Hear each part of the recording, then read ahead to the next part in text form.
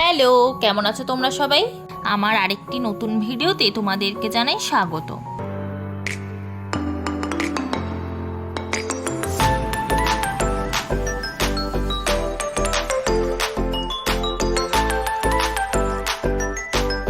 অনেক বছর ধরে একটা কাজ পেন্ডিং হয়ে রয়েছে, কিছুতেই সেটা হচ্ছে না, তাই আজকে বেরিয়ে পড়লাম সেটাই করতে। আর মেদিনীপুরেও যাব।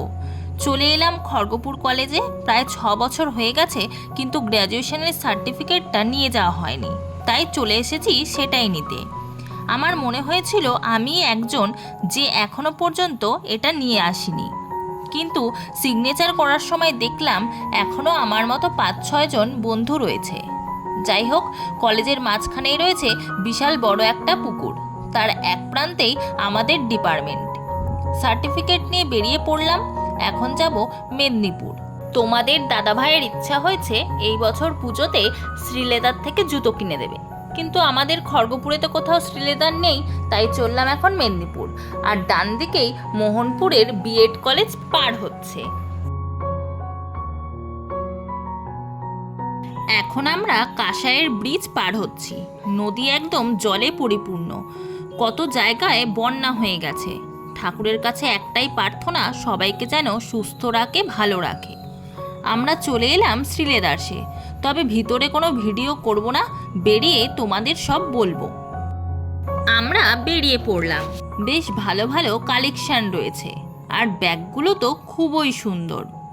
এখন আমরা চলে এসেছি মেদিনীপুর কেরানীতলায় দাদা বৌদির বিরিয়ানির দোকানে, কিন্তু স্টক শেষ হয়ে যাওয়াতে সেইখান থেকে বেরিয়ে চলে এলাম খড়গপুর স্টেশনের কাছে আজরাফিতে।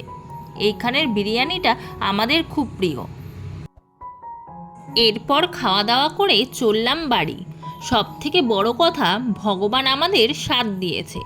ভাবতেই পারিনি যে এত সুন্দর ঝলমলে একটা দিন হবে। সকালে যখন 10টার দিকে বেরাচ্ছি, তার আগেও কত বৃষ্টি। আমি যাব না বলাতে তোমাদের দাদাভাই বলেছিল রেনকোট পরে হলেও আজকেই মেদিনীপুর যাব। নিজের ইচ্ছা না থাকা সত্ত্বেও তৈরি হয়ে যখন বেরালাম, তখন পুরো দিনটাই চেঞ্জ হয়ে গেল। না গেলে বরং খারাপ লাগতো। বাড়িতে চলে এলাম, আর এই দেখো 3 জনের 3টে জুতো। লাল বেল্ট দেওয়াটা কুট্টি মায়ের, গ্রিনটা মায়ের, আর আমারটা ইয়েলো বেল্ট।